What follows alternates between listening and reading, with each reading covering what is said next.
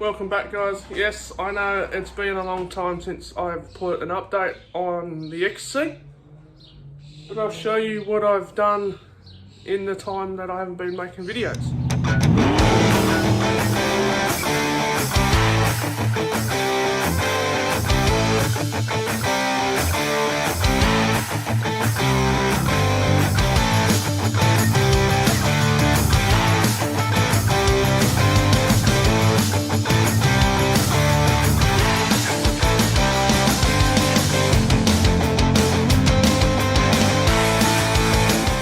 The outside of the car is still the same, so I'll have a walk around.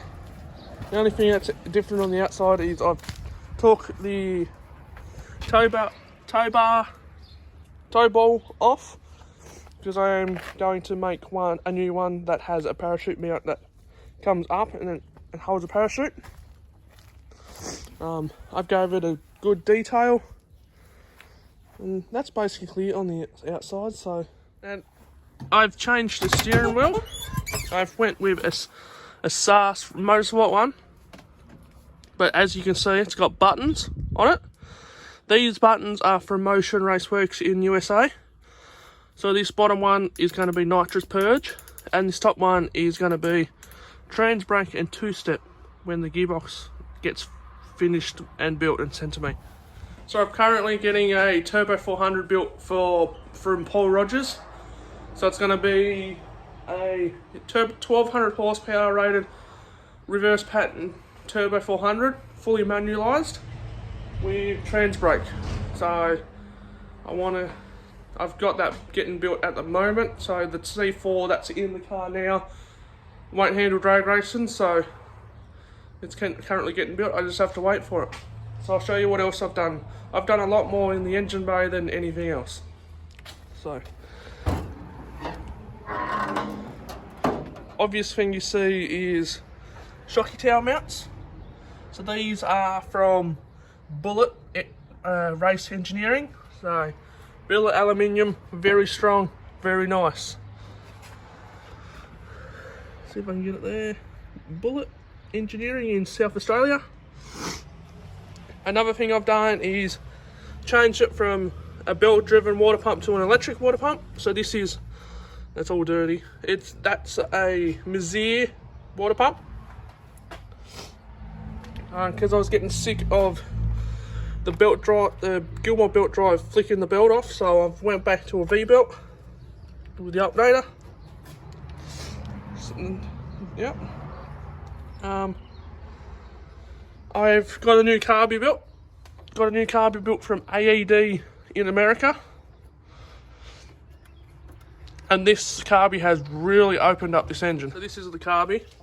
This is custom built, custom CNC for my engine.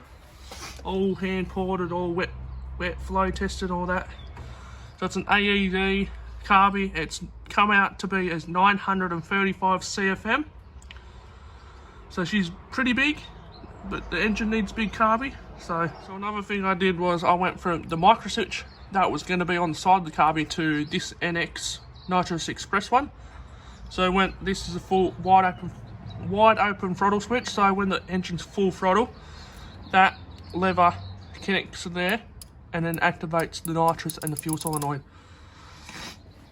And that's basically it. I haven't done anything else to the car, just waiting on the gearbox to get done. And that's basically it. So, and all the wiring I've cleaned up down there, so it stays in one spot. I've changed this. It used to go over here and I didn't like it, so I went down and around, which looks neater. So that's all that I've done to the car. I am just currently waiting on the gearbox. So I've got a Castlemaine Rod Shop trans mount for it. I've got the adapters for the shifter, so I can put on the side the B&M linkages and all that. The only problem with putting a Turbo 400 in these is these 4V extractors won't fit. So there's a couple companies that I'm thinking about. There's a couple companies that make 2-inch primary stainless steel ones.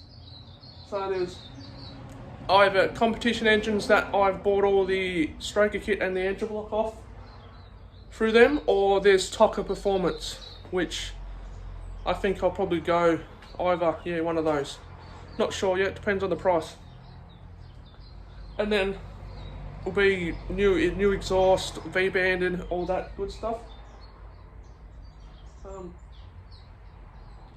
And then I'll have to get the diff done if I want to drag race it. This diff 28 spline is not going to be strong enough. So if I just get axles and a centre, that'll be good enough, but I want to get a full sheet metal diff made up. So I want to try to get a diff made in the XY length, because they're a bit narrower than these ones, but they bolt in, so narrower, bigger tyre on the back, which is good. So if you enjoyed this update, comment, like, subscribe, all that good stuff, and I'll see you in the next one, whenever that is. So I've been slack making these videos, but I just want to get the car done and driving, so yeah.